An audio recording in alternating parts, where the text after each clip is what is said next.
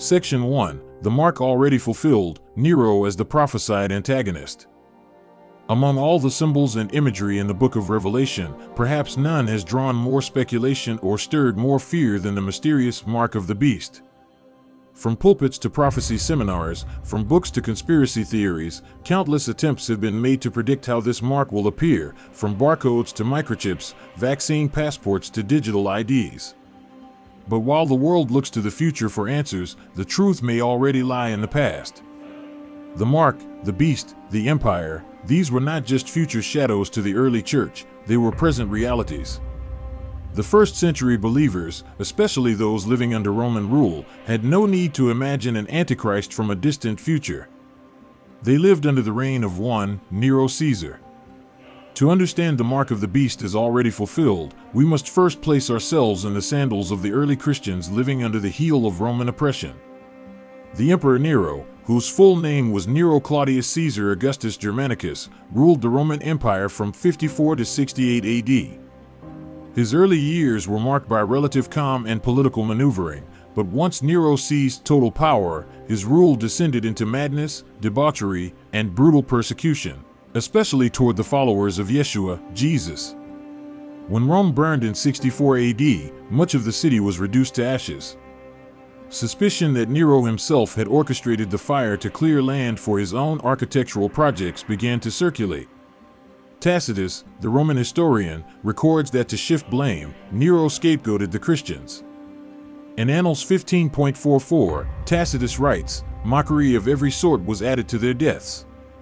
Covered with the skins of beasts, they were torn by dogs and perished, or were nailed to crosses, or were doomed to the flames and burnt, to serve as nightly illumination when daylight had expired."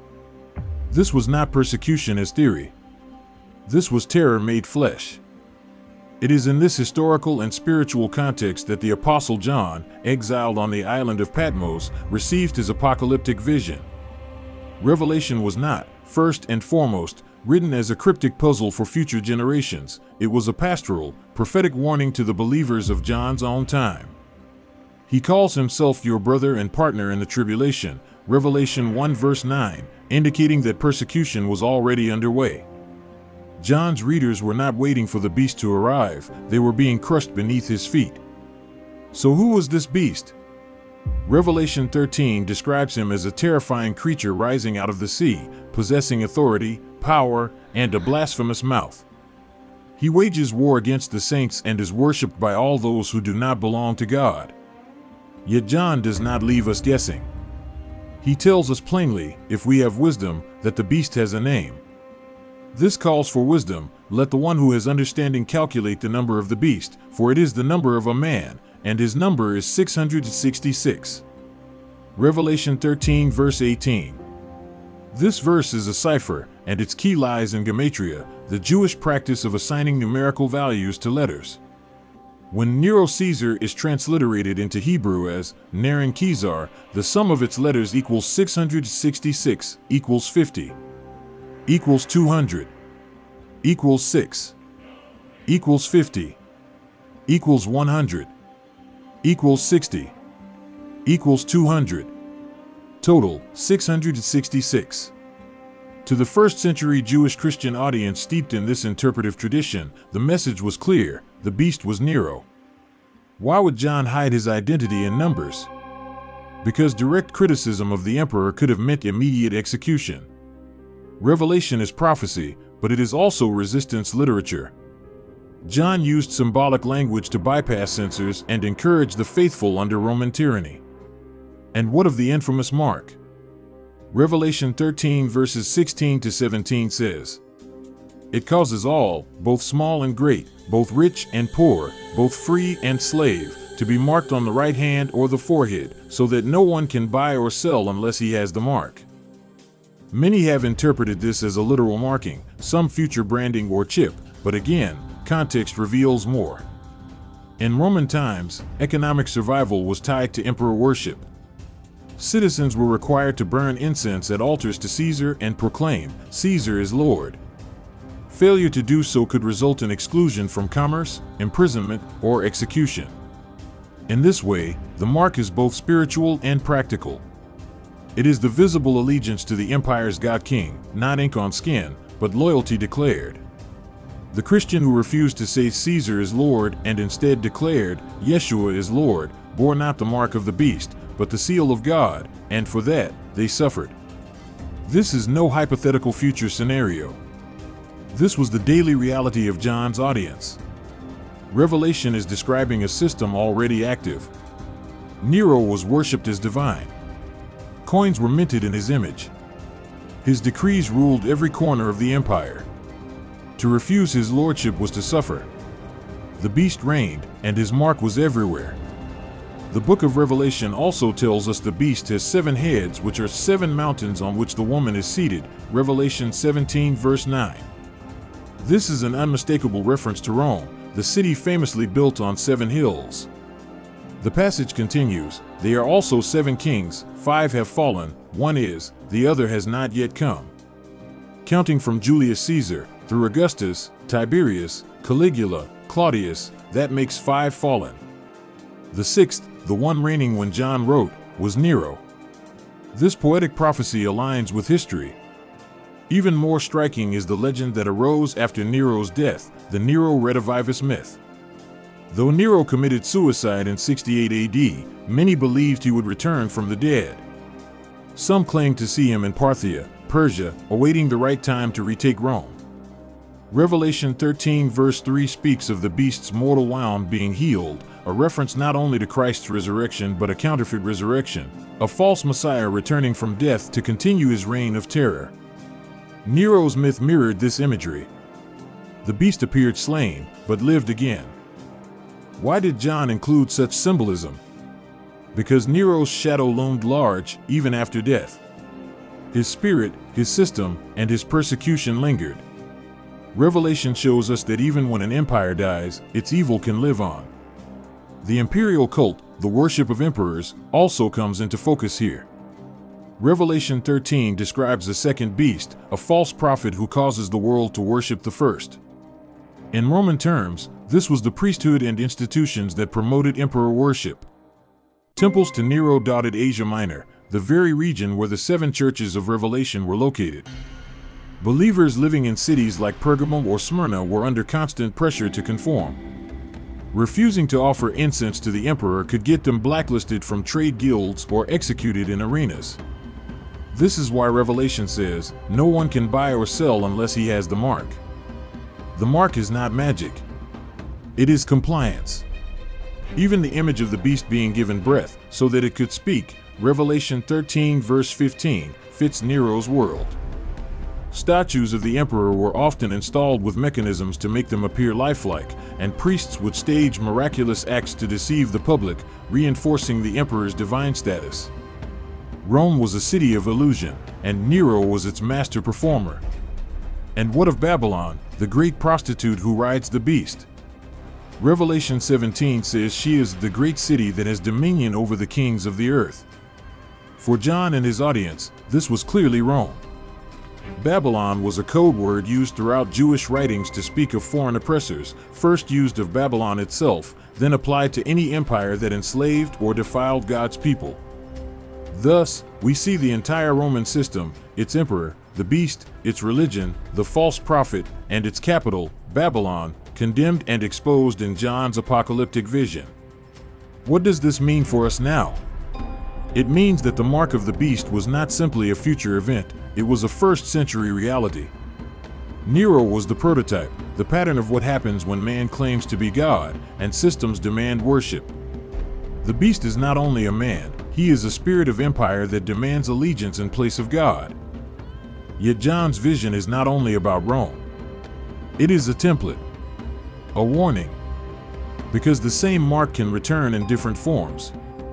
It is not only in incense burned to Nero, it is in every act of compromise where allegiance to worldly power is placed above loyalty to Christ.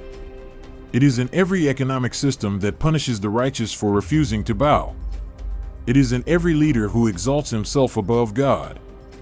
The beast lived in Nero, but his image rises again and again. And that is why the saints must endure. Here is a call for the endurance and faith of the saints. Revelation 13 verse 10. The mark was real. The beast was Nero. And his story is not over.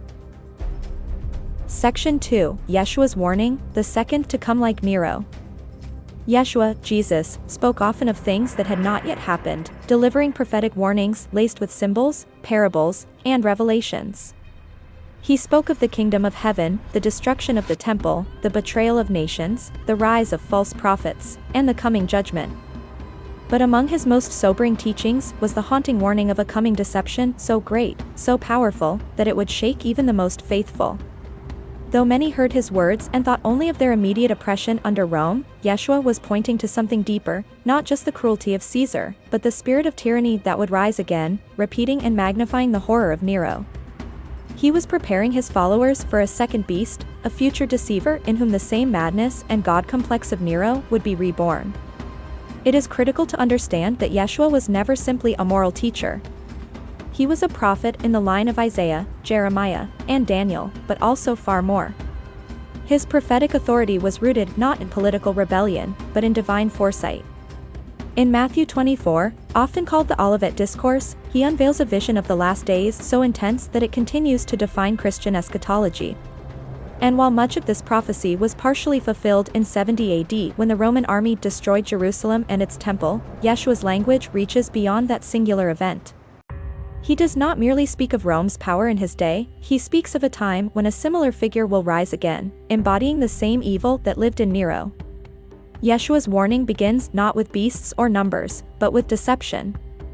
That is the first sign. Not violence. Not political upheaval. Deception. See that no one leads you astray. For many will come in my name, saying, I am the Messiah, and they will lead many astray. Matthew 24 verses 4-5. Deception is the great weapon of the enemy. It seduces without force, blinds without warning, and numbs the soul. Nero was a deceiver before he was a murderer. He portrayed himself as an artist, a patron of culture, a god among men. He sang while Rome burned. He staged games and plays, pretending to be divine. So too will the one to come. Later in the discourse, Yeshua says something even more alarming. For false messiahs and false prophets will arise and perform great signs and wonders, so as to lead astray, if possible, even the elect. Matthew 24 verse 24. This is not just general prophecy. This is specific and dire. The coming figure will not just preach falsehoods, he will perform signs. The deception will look like truth. The miracles will feel holy. The power will be mistaken for righteousness. This future individual, like Nero, will use power to blur the lines between worship and control, salvation and enslavement. The words of false Messiah are not spoken lightly by Yeshua. He is calling out a figure who will mimic himself, a counterfeit Christ. And if Nero was a forerunner of this spirit, then the one who comes will be its perfection. In 2 Thessalonians 2, the Apostle Paul expands on this teaching with stunning clarity. He speaks of the man of lawlessness, the son of perdition. He opposes and exalts himself above every so-called God or object of worship, so that he sits in the temple of God, proclaiming himself to be God. 2 Thessalonians 2 verse 4. This figure is not only political, he is spiritual. He does not merely seek control of nations, he seeks worship. This is Nero's legacy made manifest. Nero declared himself divine, demanded temples in his name, and burned Christians who would not honor him. But Paul is not merely recalling Nero, he is pointing to a future man who will complete what Nero began. Paul goes on to say, the coming of the lawless one is by the activity of Satan with all power and false signs and wonders. 2 Thessalonians 2 verse 9. Here, again, is the theme Yeshua introduced, signs and wonders that deceive. The lawless one, this second Nero, will be empowered by demonic forces. He will appear as a savior, as a redeemer, as a world unifier. But he is a destroyer cloaked in light. Yeshua was warning of this very figure. When he says in Matthew 24 verse 15, so when you see the abomination of desolation spoken of by the prophet Daniel, standing in the holy place, then let those who are in Judea flee to the mountains. He is pointing to a specific prophetic moment that mirrors both the past and the future. In Daniel, the abomination referred to Antiochus Epiphanes, who desecrated the temple by setting up a pagan idol. In 70 AD, Rome's armies, and by extension, Nero's system, entered the holy place. But Revelation and Yeshua's own words suggest this desecration will happen again, on a scale that the world has never before seen. This future tyrant will not simply rule over land, he will invade the sacred. He will claim ownership over that which belongs to God alone. In Revelation 13, this beast is revealed in terrifying clarity. Like Nero, he wages war against the saints. Like Nero, he is worshipped by the world. But this time, he is aided by another beast, the false prophet, who compels the world to worship the first beast and receive a mark in their hand or forehead.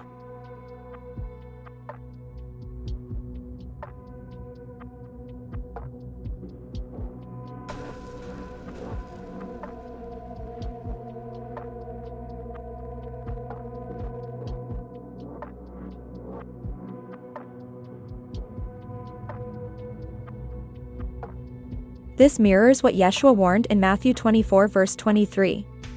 Then if anyone says to you, "Look, here is the Messiah," or "There he is," do not believe it. He goes further. If they say to you, "Look, he is in the wilderness," do not go out. If they say, "Look, he is in the inner rooms," do not believe it. V.26. Why? Because Yeshua knew that the final deception would involve a false return, a fake Messiah. The second Nero will not simply be a political dictator, he will claim to be divine. He may even claim to be Christ returned. This deception will not come in chaos, but in order. It will be organized, global, appealing. Revelation tells us the false prophet performs miracles, including calling down fire from heaven, Revelation 13 verse 13. To ancient eyes, this was divine power. But Yeshua says this power will be a lie. How did he describe Satan? He was a murderer from the beginning. When he lies, he speaks out of his own character, for he is a liar and the father of lies. John 8 verse 44. This second Nero will inherit that character. He will lie with charisma, deceive with miracles, destroy with policy. And what of the mark? Revelation 13 verse 16 says he causes all, rich and poor, small and great, to receive a mark so that no one can buy or sell unless they have it. This is economic tyranny tied to spiritual allegiance. Nero demanded incense. The future beast may demand digital compliance, ideological submission, or biometric conformity. The methods change, the spirit remains. Yeshua's warnings are so stark because he foresaw the cost. He spoke not as one predicting from afar, but as one who would soon be pierced by the very powers he warned against. His crucifixion under Roman authority was a foretaste of what his followers would endure. And yet, in all of his warning, Yeshua offers hope. He says, "But the one who endures to the end will be saved." Matt 2400 hours 13. He does not say escape. He says endure. He promises. Immediately after the tribulation of those days, they will see the Son of Man coming on the clouds of heaven with power and great glory. Matt 2400 hours 30. This is not myth. This is the true return, the real Messiah, the one who conquers not by deception but by truth. In Revelation 19, the rider on the white horse is Yeshua. He returns not as a lamb, but as a warrior. And who does he destroy? The beast was captured, and with it the false prophet. These two were thrown alive into the lake of fire, Revelation 19 verse 20. Yeshua does not fear the second Nero. He crushes him. So we, too, must not fear. We must discern. Stay awake, for you do not know on what day your Lord is coming. Matthew 24 verse 42. The early church faced Nero. The future church will face another. The same spirit, the same lies, the same demand for worship. But Yeshua has already overcome the world. And though the beast rises, he does not reign forever. Section 3, The Spirit of the Beast in Our Time, a warning to the modern church. The words of prophecy are not given to satisfy curiosity, but to awaken hearts. Revelation was not written so that believers could chart timelines, draw diagrams, or decode world news like puzzles. It was written as a call to endurance, to equip the saints with eyes to see, ears to hear, and courage to stand. The beast, as described in the visions of John and warned of by Yeshua, is more than a person. He is a spirit, a pattern, a system, and that system is not confined to Rome, nor merely to a distant apocalypse. It is here, among us, now. The spirit of the beast walks our streets, sits in high places, fills our media, and whispers through the ideologies of the age. It does not always wear crowns. Sometimes it smiles behind polished teeth. Sometimes it speaks the language of progress, peace, or unity, but always, its goal is the same, to draw worship away from God and place it in the hands of men. The modern church often imagines the mark of the beast as a future invention, a chip, a barcode, an implant, some external technology that will brand those who serve evil. But what if the mark is already here? What if it is less about what's etched on the skin and more about what is written on the soul? Yeshua warned, no one can serve two masters. Matthew 6 verse 24. The mark of the beast is about allegiance. It is about whom you serve when the world demands you bow. In Nero's time, the incense offered to Caesar was not just smoke, it was a test of loyalty. Those who refused were cast out, tortured, or killed. Today, the tests come in different forms. Not incense, but ideology. Not emperor worship, but cultural conformity. Across the world, we see rising pressure to compromise truth for peace, to silence the gospel in the name of tolerance, to celebrate what God calls sin, to remain silent when wickedness is praised. This is not neutrality. This is worship in disguise, the offering of one's integrity on the altar of convenience. The beast no longer rides on Roman chariots, it rides in algorithms, in legislative halls, in global councils, and in the subtle shifts of public opinion. It comes not always with threats, but with rewards, career advancement, social acceptance, wealth, platform, approval. Revelation 13 says, "No one can buy or sell unless he has the mark." Revelation 13 verse 17. Today, economic power is increasingly tied to ideological alignment. Businesses are cancelled, banks close accounts, digital platforms deplatform voices that stand for truth. The modern mark may not be stamped on your hand, but it is required for access to the marketplace. To speak boldly about sin, judgment, or the exclusivity of Yeshua is to risk removal from public life. The church is being tested, not in hypothetical scenarios, but in real-time choices. Will we bow to the beast in exchange for security? Or will we stand, even when it costs us everything? The Apostle John, who witnessed Rome's fury, foresaw this moment. He wrote to churches already facing pressure, churches that tolerated false doctrine, that had grown lukewarm, or that had begun to compromise. His message was consistent: hold fast. Do not deny his name. Repent, and return to your first love. See Revelation 2-3. In Revelation 14, we see the contrast between those who take the beast's mark and those who bear the seal of God on their foreheads. This seal is not literal ink, it is the inward mark of belonging. It is holiness. It is perseverance. It is allegiance to the Lamb, even unto death. The world may never tattoo your body, but every day it tries to etch its values into your mind. Paul echoes this urgency in Romans 12 verse 2. Do not be conformed to this world, but be transformed by the renewing of your mind. That is the mark, conformed minds. Systems that demand mental conformity to their image rather than to God's. This is why discernment is critical. The beast never introduces himself plainly. He flatters. He speaks like a lamb but acts like a dragon, Revelation 13 verse 11. The most dangerous deception is not one that looks evil, but one that pretends to be good. Consider the modern emphasis on tolerance, love, and unity. These are biblical principles, but twisted. The world now defines love as the absence of conviction, unity as the absence of truth, and tolerance as the suppression of biblical morality. Anyone who stands on Scripture is now deemed hateful. This is the inversion of righteousness, and it is precisely the kind of system the beast uses to gain worship. By choosing faith over fear. The spirit of the beast traffics in fear, fear of loss, rejection, persecution. But Revelation tells us that those who overcome did not love their lives even unto death. Revelation 12 verse 11. How fear is the gateway to compromise. Faith is the antidote. We must believe that Yeshua is worth more than applause, jobs, or comfort.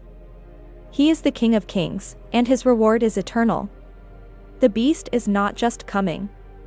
He is already among us, in spirit, in system, in subtlety.